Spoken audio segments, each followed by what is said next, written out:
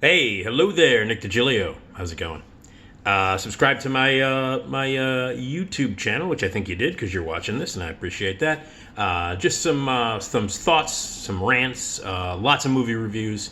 Not going to be any movie reviews for a few days because not a lot of new stuff is coming out, but the big holiday push is happening, so I will be reviewing more new movies and just telling some stories that maybe I haven't told before when I was on the radio on a regular basis, and some old stories that I think are kind of fun to tell. Maybe you've never heard before, but I wanted to share some of this stuff and some of the people that I know or knew.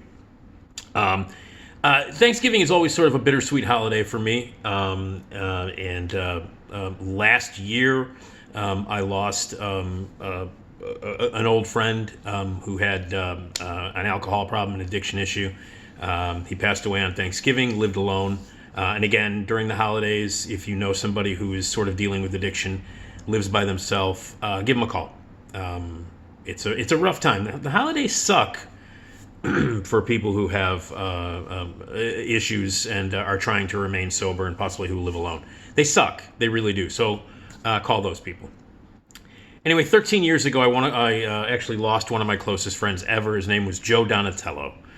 And I've mentioned Joe and talked about Joe on my radio show many, many times. Big guy, literally in every way. Not just physically, but also when he entered a room, he owned it. He was a massively energetic character. One of those people who, when he walked into a room, he owned it. He owned it. Told great stories. Just said whatever he wanted to say. Was completely.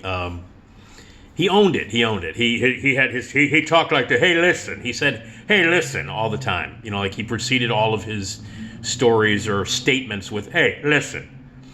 And he had this. So we exaggerated. My friends and I, especially my buddy Scott Oaken and a lot of the other guys that I used to hang around with that knew Joe, like Len Foote, Dan Lapke, John Korstecki. We all knew Joe really, really well. Most of us got married within a year of each other, and we were all either best men or, members of the bridal party. We were very close, but there were like 10 of us who hung out. Ernie Deek, and so many more guys who I'm not mentioning or forgot to mention, but we were all really, really tight. And Joe was kind of like, it's kind of like the unsung ringleader of the group. This is Joe. That's Joe right there. Right, that's Joe.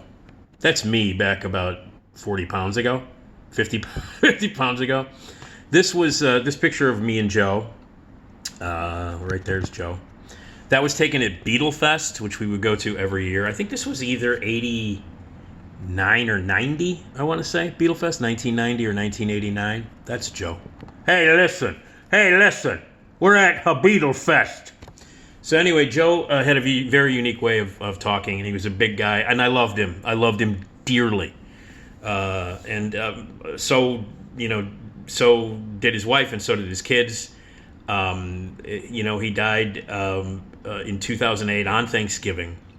Yesterday was the actual 13th anniversary of Joe's death. So I thought I would just, as we often do when someone passes away year after year, you think about it. Well, I think about him every day. There's not a day, honest to God, there's not a day that goes by when I don't have a Joe Donatello story that goes through my head, or when I don't think of him while I'm reading something or watching something on TV. We had a lot in common. We met when we both started working at McDonald's. Myself and a whole bunch of other young kids. We were 16, 17 at the time. I was 16. Joe was my same age as me. We started working at McDonald's. We opened the McDonald's on Irving and Major between Central and Austin on Irving Park Road. It's still there. And we were the people. I was one of the people that opened that goddamn McDonald's. And so was Joe. That's where I met Joe. We worked at McDonald's together, had many adventures there, had a lot of fun there. He sort of stuck with me when I started dating our manager, who was, I was 16, she was 21, she had a kid.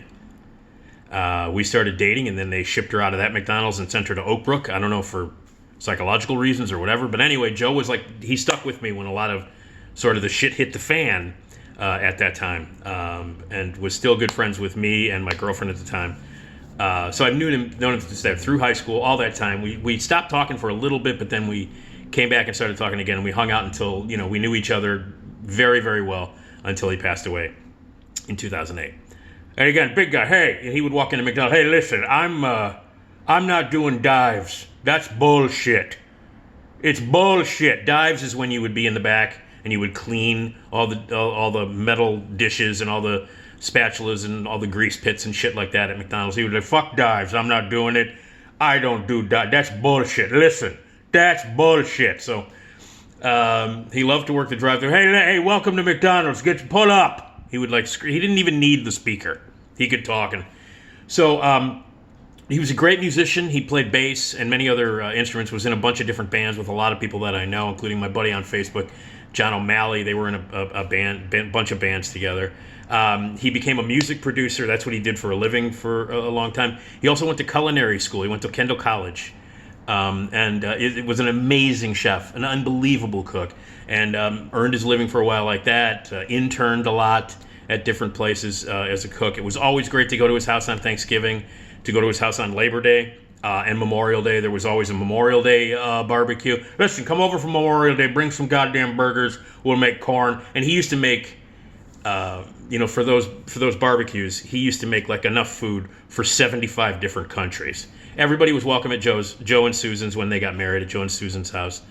And even before he met Susan, he, was hosting food-related things. Food was his passion. Music was his passion.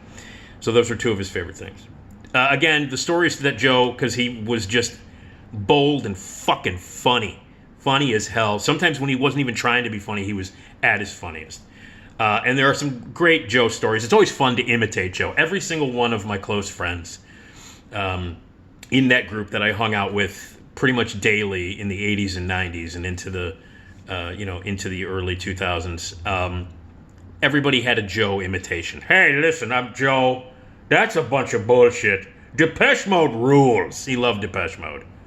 Like anytime I hear Depeche Mode, a lot of bands that I hear immediately think of Joe. Joe and I camped out for police tickets back in 1983. We camped out at a Rose Records, which was down in a basement at Six Corners at Irving, Milwaukee, and Cicero. And we camped out all night for police tickets for the Synchronicity tour in 1983. And he loved the Police. And on that bill it was the Police, it was the Fix, it was Flock of Seagulls. Joan Jett, for some reason, didn't fit into the sort of new wavy kind of feel. She's awesome. She got booed off the stage at that show, by the way. Because I guess we, the new wavy guys, didn't want the rock and roll chick there. She kind of got booed off the stage. But anyway, the lineup was the Police, the Fix, Flock of Seagulls, Joan Jett, and Ministry. And this was 1983, so Ministry did not sound punky or industrially or hardcore. Al Jourgensen at that point was making music that sounded more very new wavy, very dancey, very techno-y, very Depeche Mode-y, very dance-oriented. We'll get to Al Jourgensen a little bit later. But that was the lineup. We camped out for those tickets, and it was a lot of fun. People would always go over to Joe's house to watch football every Sunday. All my friends would. I'm not a big football guy, but I would show up every once in a while simply just to watch my friends. One of my favorite exchanges while watching a game was Scott and Dan. A couple of their guys were arguing about quarterbacks. And I believe it was Scott who said that he had a theory that, the better looking a quarterback was, the bigger asshole he was. This was just one of the many millions of theories. Just what do you mean? The better looking the guy, he's an asshole. Why? Because he looks good, he's an asshole? Hey, listen, what kind of bullshit is that? So I'll never forget, they were sitting in Joe's basement watching a football game, a Bears game probably. And I guess that, if I remember correctly, the starting quarterback got knocked out and they were bringing in a new quarterback. And they were bringing the guy in, and they cut to the shot of the quarterback entering the field. And Joe goes, hey, Oaken, he was talking to Scott, hey, Oaken, oh, you're going to hate this fucking guy. He's gorgeous. It was just comments like that. He would throw in these little sort of comedic genius comments that were just asides. And the way he delivered them with that voice, with the bigness, he was just one of these, like, unaffected, like, comic geniuses. You know the kind of people I'm talking about. kind of person that they say something, they don't think it's particularly witty or hilarious, but when it comes out of their mouth, for some reason, it's funny. So I got a few stories about Joe. I have a couple of notes here that I didn't want to forget, so I'm looking at my. All right, so there were a couple of things. I went to see Madonna with Joe. This was I say it was in 2000 or 2001. It was I think it was the Drowned World Tour, 2001. So I had an extra ticket, and my girlfriend at the time was not a big Madonna fan. And she was like, yeah, just, so I was like, I got to take Joe. Joe was the guy that I got to take, this to. I got to take this show. And Joe was producing music at the time. Loved making club records. Loved the music scene, particularly like the dance scene and the club scene and stuff like that. That was like his milieu. He produced that kind of music. Did a lot of work and produced a lot of work for music that was played in gay clubs. So that scene was like a big. He loved the gay scene, the music scene in that regard. It was his favorite. So, of course, I'm going to go with him. So I go with him to see Madonna. We go see Madonna. Joe, oh, this is going to be fucking great. I can't wait. So we go. It was at the United Center. And we had really good seats. I don't know how I ended up getting the seat. Oh, my girlfriend got the seats for me. That's right. My girlfriend at the time, that's why she said, take your friend. She got them for me for Christmas or my birthday or something. And so she got me a pair of Madonna tickets, and she's like, nah, I don't want to go. You can go with your friends. So anyway, Joe goes with me. And there were, obviously, it was a Madonna show, so the contingency of the gay crowd was pretty large. The gay crowd was very large, and there was Joe and I. And we're walking around. I get a T-shirt. We get a beer each, and we're walking.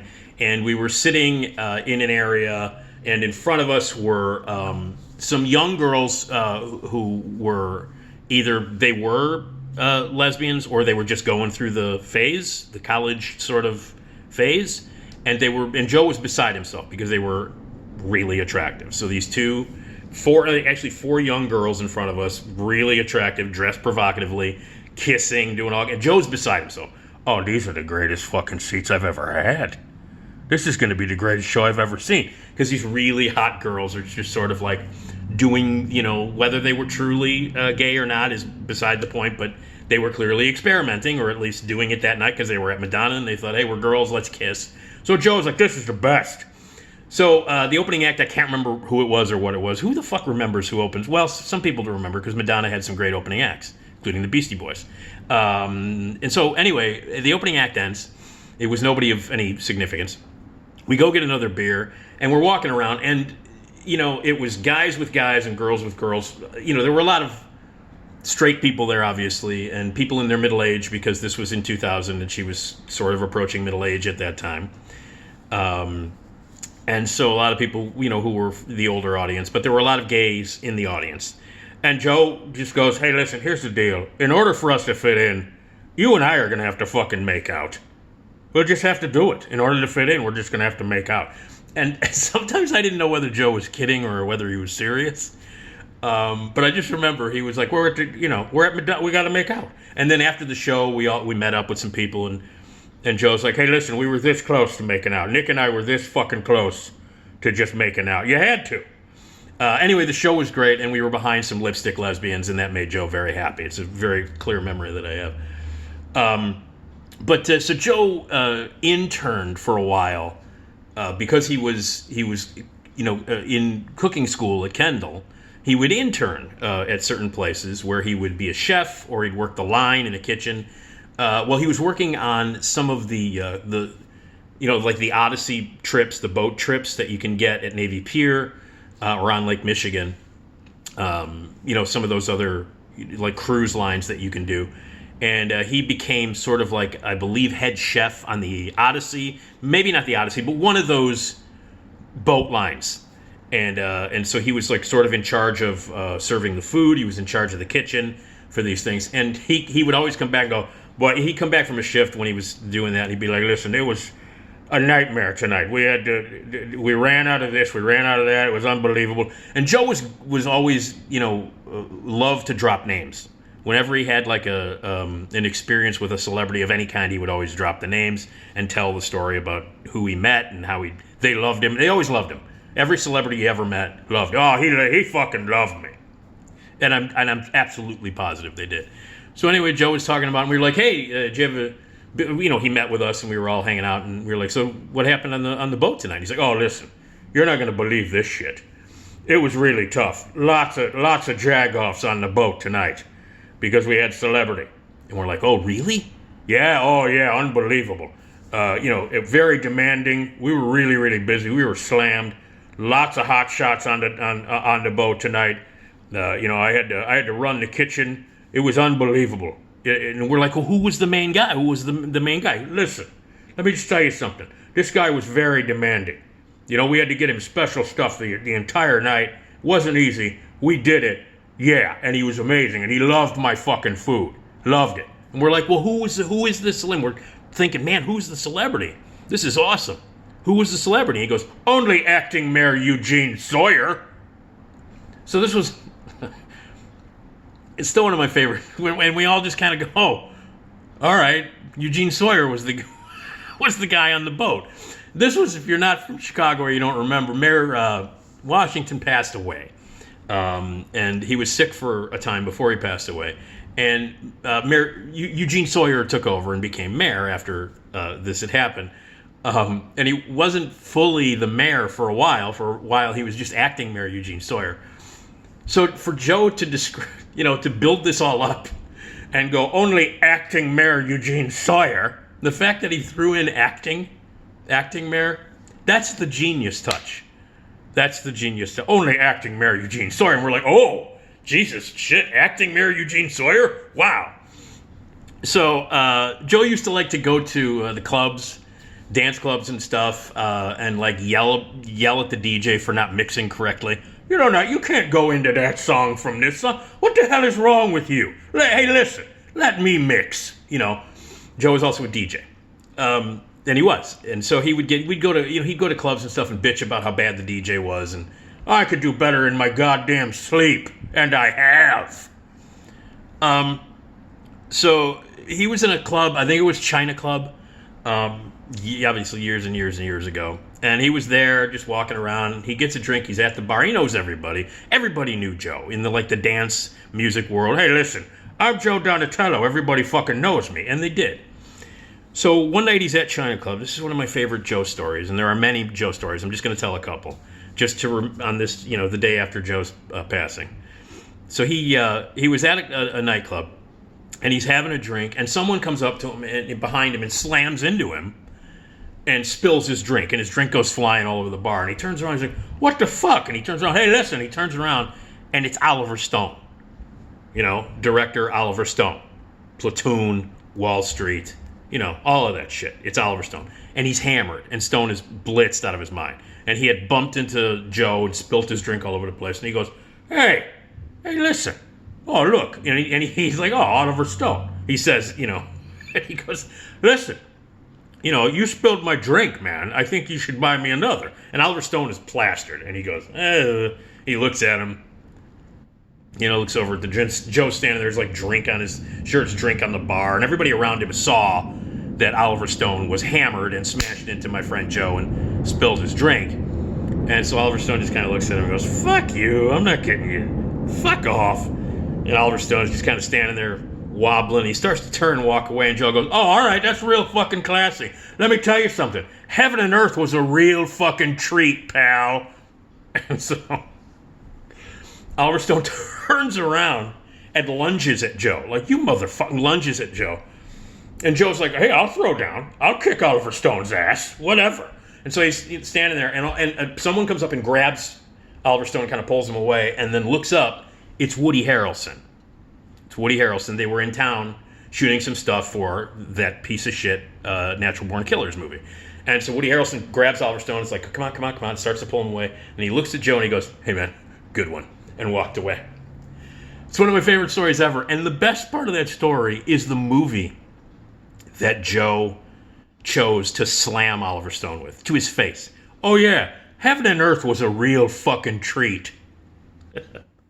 Heaven and Earth. The perfect movie.